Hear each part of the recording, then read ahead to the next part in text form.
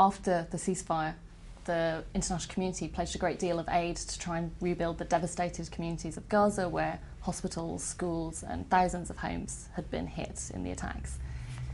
Now, despite this aid being pledged, people in Gaza have been unable to rebuild because the Israeli blockade of Gaza limits the amount of material that can get in.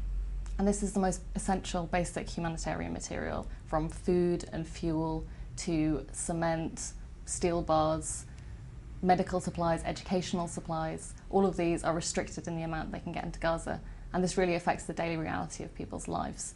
The Strip is a tiny area of land. There's 1.4 million people living there who are really crowded in densely populated areas. So when this area was attacked, there was a great deal of devastation. Thousands of homes were destroyed. People in Gaza are really struggling to rebuild their lives and regain any sense of normality under the blockade, where the most basic goods are in short supply. So patients that need medical treatment, it's often not available in the hospitals in Gaza because they've limited equipment. But it's also difficult for these patients to leave the Gaza Strip because they require permits from the Israeli authorities to leave. For the families of Gaza who had their homes destroyed, the material isn't there to rebuild these houses. There's a limited amount of material coming in through the tunnels, but this is extremely expensive for people to buy. The prices are inflated.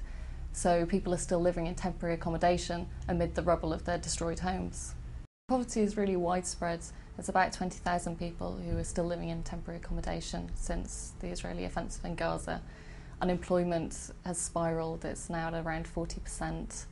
So it's a very common occurrence that people just simply wouldn't have enough. What needs to happen now is that the Israeli government needs to lift the blockade of Gaza. Amnesty International believes that this blockade constitutes collective punishment on the civilian population, and by denying this population the ability to live their lives and rebuild their lives, Israel is compounding the suffering of people in Gaza. Now, there are 6 crossing points into Gaza. 5 of them are controlled by Israel, 1 by Egypt. Egypt's general closure of their crossing point with Gaza is certainly not helping this humanitarian situation there, nor are there proposals to build a steel wall along their border with Gaza. However, it is Israel as occupying power that bears the weight of the responsibilities for the welfare of the people in Gaza.